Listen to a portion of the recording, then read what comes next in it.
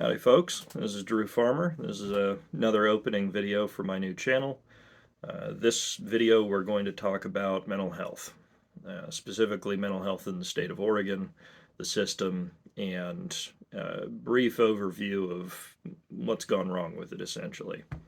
So for background, I've been a city councilor for 7 years, so that's part of my perspective on these things. I also worked with folks with severe and persistent mental illness for a couple of years as a job developer, so supported employment side. I ran a supported employment agency for a number of years as well, and that touched into the mental health side as well.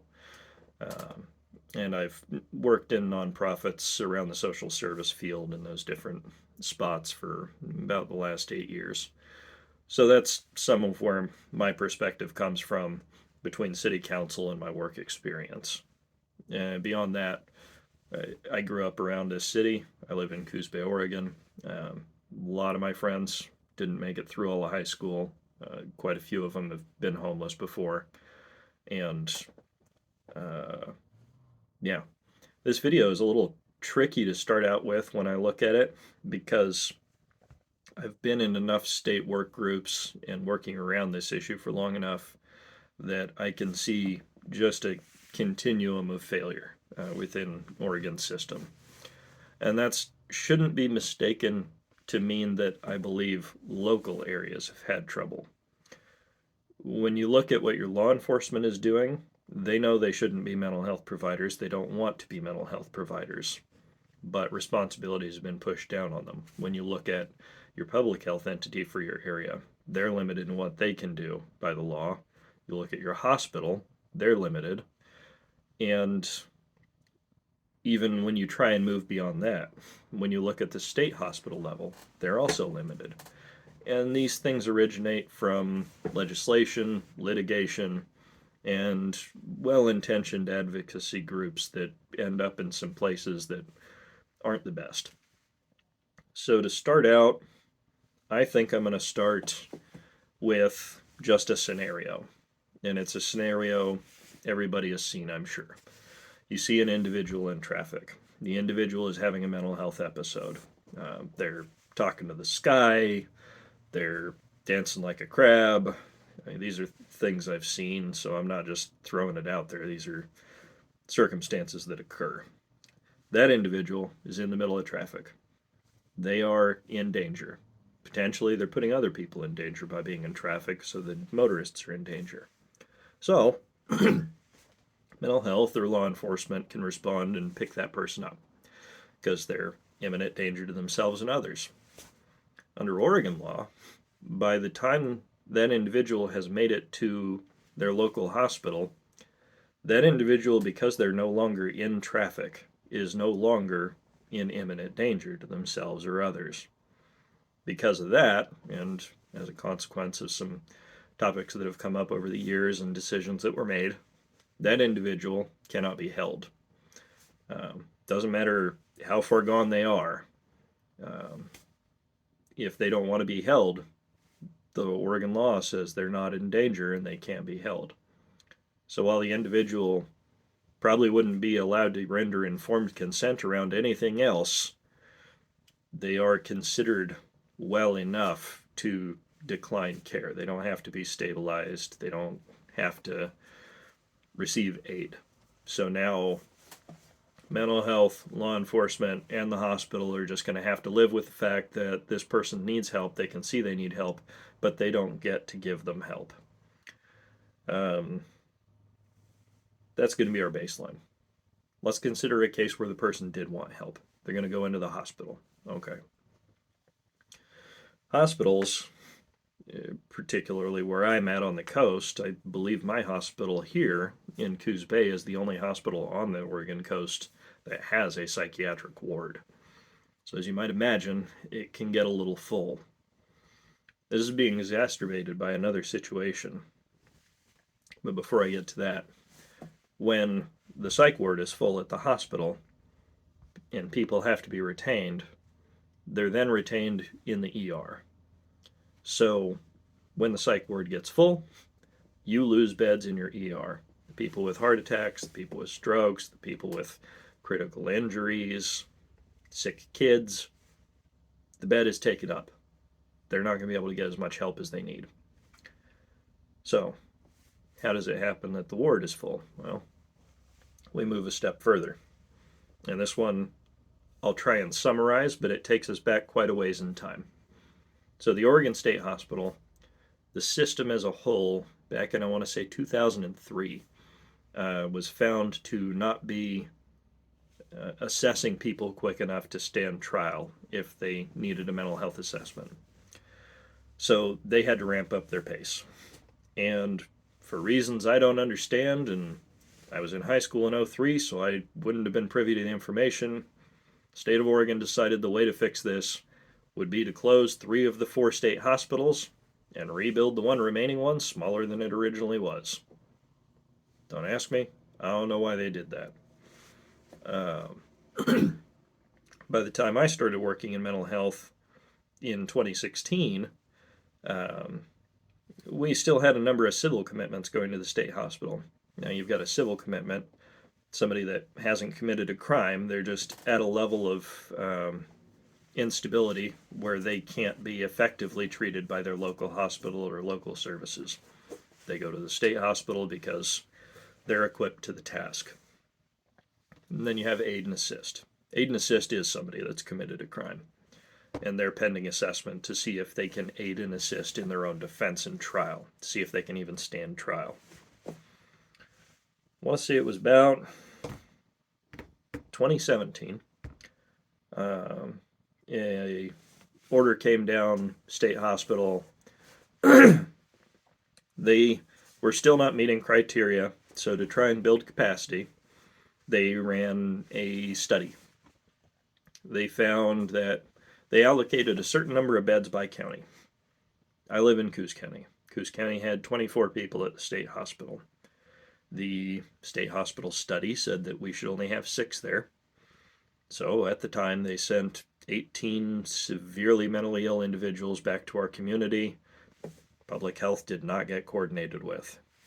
So now we've got 18 people, not stable, just in the community. Good luck to you.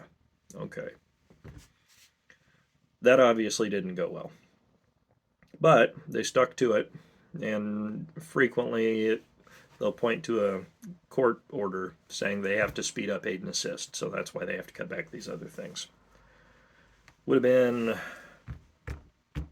2 years ago maybe that a new decision was made.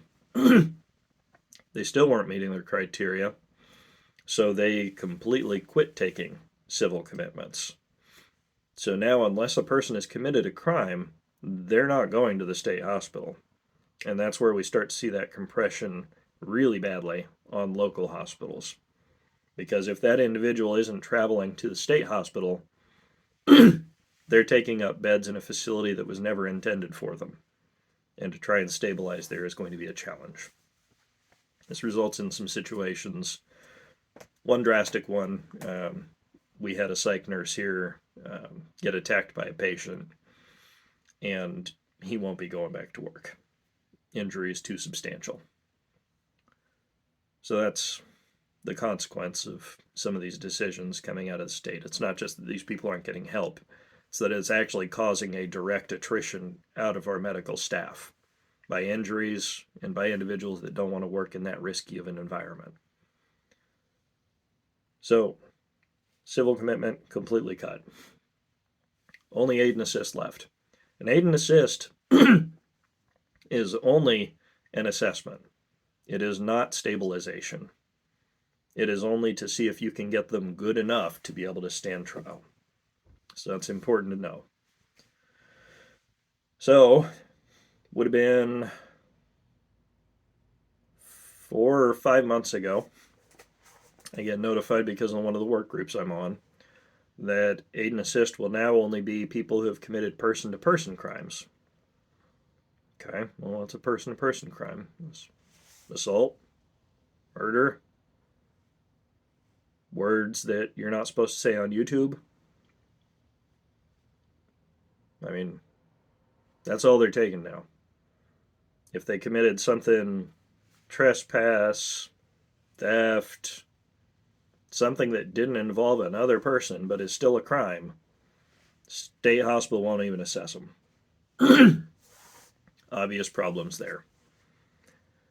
Beyond that, through the Mossman order, federal order, we also saw a situation now where our hospital, or I'm sorry, the state hospital, not our hospital locally, but the state hospital, wanted to return an individual to our community after holding him for 1 year to see if he can assess to stand trial.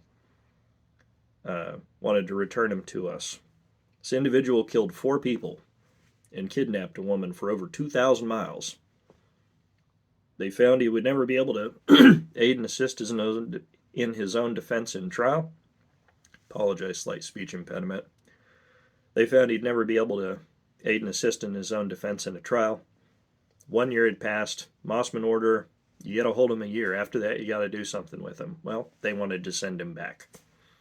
And there are ways around that. Our DA went to bat on that one, obviously, and they're going to retain him a little while longer. He's concerned the individual will only end up held 3 years, but it beats the 1.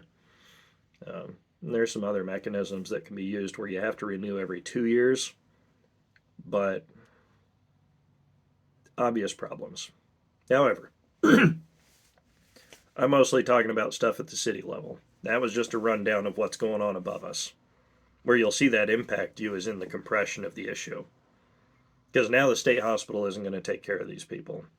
And Oregon law says your local hospital isn't allowed to take care of those people unless they willfully permit it. Which, if a person's way out there, unmedicated paranoid schizophrenia, drug-induced psychosis, for some reason they think the hospital is out to get them, public health is out to get them, somebody's out to get them, they're going to decline every time, and you can't get them stabilized enough under the law for them to understand that that's not quite right. And then you get what the cities get to deal with. And what our staff has to deal with, because that's traumatic. You see somebody out on the street, one of the instances provided to me by one of our law enforcement officers, they had an individual out on the street that kept tying things real tight around parts of their body till they would turn purple. And they would try to convince her to cut it off. They weren't allowed to do it themselves. The Oregon system doesn't allow that. So now the officers have to see that. They want to help that person. That person could suffer a pretty critical issue, but until that critical issue happens, they're not in imminent danger. So, this has been a bit of a rant on my part on mental health system, start to finish, and then circling back to what you'll see if you get into local government, or what you may be seeing in your community already and wondering, why is that the case? Well, Oregon isn't the only state that has these systems. And Oregon isn't the only state that has capacity issues. Now, granted, Oregon self-inflicted these capacity issues over the last 20 years, so that's not cool. But now you got a better sense of why some of those things are the way they are. If you got additional questions, put them in the comments. If I'm wrong about something, put that in the comments. We can talk about it. Like and subscribe if you like. And we'll talk to you on another one. Take care.